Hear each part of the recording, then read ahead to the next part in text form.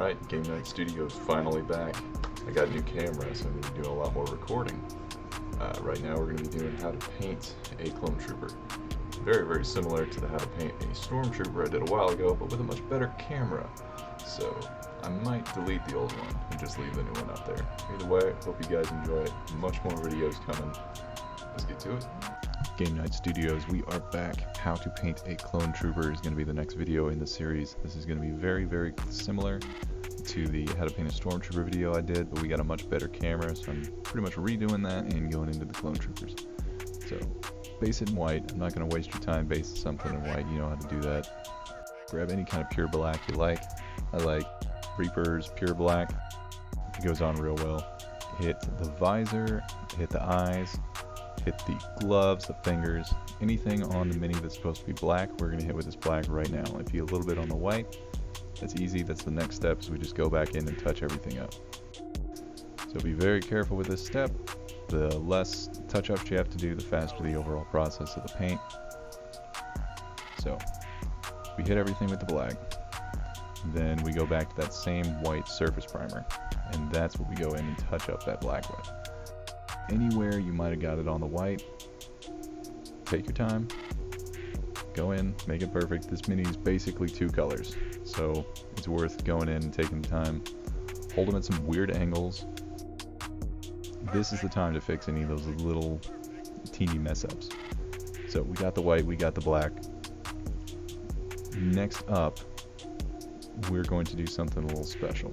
We're going to grab some Vallejo gloss varnish, acrylic varnish, put it in the airbrush, spray it with that. That's going to protect that white. It's also going to help us out a lot when it comes to shading. If you don't have an airbrush and you don't want to get into airbrushing, don't worry about it. Grab some sort of spray gloss. It'll do pretty similar, if not the exact same thing. So this protects it, and then we grab the dark iron from Secret Weapon Miniatures. Let's paint that gun. It's a really nice black metallic color. I like it a lot. You don't have to do this before or after the gloss. You could do it before. It doesn't really matter. I just kind of did it because that was the order of operations at the time. So once we have it glossed, that's everything protected, it's time to do the shading. So we grab the Citadel contrast paint, Apothecary White. Now, Helper Cat has to make an appearance in all of my videos. It seems to be mandatory. She likes helping me, getting in the way, knocking things off the table, getting fur on everything. That's her goal. It's her job. She does it well. So back to that Apothecary White. Do not wash the Mini with this. I know contrast paints, they're supposed to work similar to washes, where you actually paint the Mini white and then hit it with the contrast paint, and it kind of shades itself. But we're not going to be doing that with this Mini. White is its own specific color. If you try to do that with either the contrast paint or like a watered down black wash, it'll make it look very dirty. If you ever see anyone's Minis or any stormtrooper, clone troopers, whatever, online, Instagram, whatever, most of the people that don't really know what they're doing, they end up making them look dirty because of this step. This is a tricky step. It's time consuming, it takes a while, but it's worth it. It's following the procedures on this step makes everything work. So eventually, after you're done shading it, you're going to ask yourself, well, I got it somewhere I don't want it. How do I fix that? Well, right here, this is the trick. This is why we hit it with that varnish. This is why we hit it with that gloss. Not only to protect it, but to make the shading easier. Grab some high performance reducer. Auto Air Colors makes a really good one. It's actually something that goes into airbrushes to reduce the dry time.